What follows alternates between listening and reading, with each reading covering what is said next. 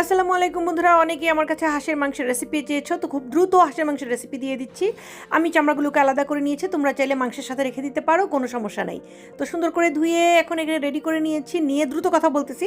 এখানে সব ধরনের মশলা আমি দিয়ে দিব, যেমন আদা, রসুন, জিরা, হলুদ, লবণ। তার সাথে আমি এক্সট্রা যেটা দিয়েছি সেটা হচ্ছে দই আর একটু লেবুর রস দিয়ে অন্যান্য যা মশলা, গরম মশলার গুঁড়াও এখানে আছে, আস্ত গরম মশলাও দিব। সব কিছু দিয়ে আমি এখন পরিমাণ মতো তেল দিয়ে এখন এটাকে মাখিয়ে নেব, ঠিক আছে।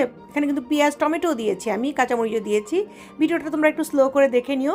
তো যাই হোক, দিয়ে এখন এটাকে সুন্দর করে মাখিয়ে নিব। মাখিয়ে নিয়ে এটাকে এভাবে মেরিনেট করে কিছুক্ষণের জন্য রেখে তারপরে হচ্ছে আমি মাংসটা রান্না করব।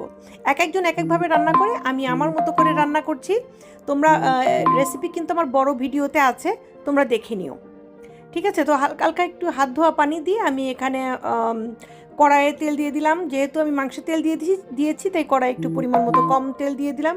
ধুর, এখন আবার মেসেজ আসে কার। তো যাই হোক, এখন আমি এখানে পেঁয়াজ এবং রসুন কুচি দিয়ে, পেঁয়াজ আর রসুন কুচিটাকে কিন্তু আমি লাল লাল করে নিব। এইভাবে তেলানি করে যখন তুমি হাঁসের মাংসটা করবে তখন কি হবে জানো, হাঁসের এক্সট্রা গন্ধটা চলে যাবে। এখন আমি পেঁয়াজের মধ্যে গরম মশলা, আস্ত গরম মশলা দিয়ে দিলাম। মাংসের মধ্যে কিন্তু আমি গরম মশলার গুঁড়া দিয়েছি, তারপরেও দিলাম একটু ঘি দিয়ে দিলাম ঘ্রাণের জন্য। মাংস মাখানোর সময়ও কিন্তু আমি একটু ঘি দিয়ে দিয়েছি, ঠিক আছে। এখন এটা যখন হালকা লালচে ভাব এসে যাবে, বেশি লাল করা যাবে না, তাহলে কিন্তু তিতা হয়ে যাবে। তখন আমি এখানে হাঁসের মাংসগুলো দিয়ে দিলাম।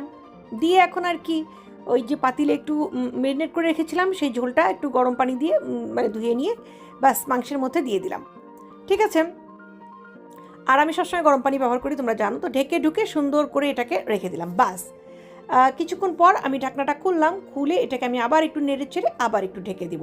মানে এটাকে কষানো বলে। কিছু আস্ত কাঁচামরিচ দিয়ে দিলাম আর এখানে আস্ত রসুন দিয়ে দিলাম, ঠিক আছে। আস্ত রসুন হাঁসের মাংসের মধ্যে আমার পরিবার খেতে পছন্দ করে দেখে আমি দিয়েছি। ব্যাস, আবার কিছুক্ষণ পর নাড়াচাড়া করব, আর একটু একটু কিছুক্ষণ পর ঢাকনা খুলছি আর নাড়াচাড়া করছি, তার মানে এটা কষাচ্ছি।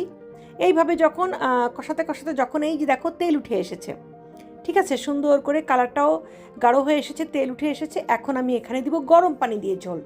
অবশ্যই গরম পানি দিয়ে ঝোল দিতে হবে, ঠিক আছে। গরম পানি দিয়ে ঝোল দিলে মাংসের টেস্টটা একদম ঠিক থাকে, ঠান্ডা পানি কিন্তু দেওয়া যাবে না। আর কি, এই তো সুন্দর করে এখন কিছুক্ষণ রান্না করে নিলাম।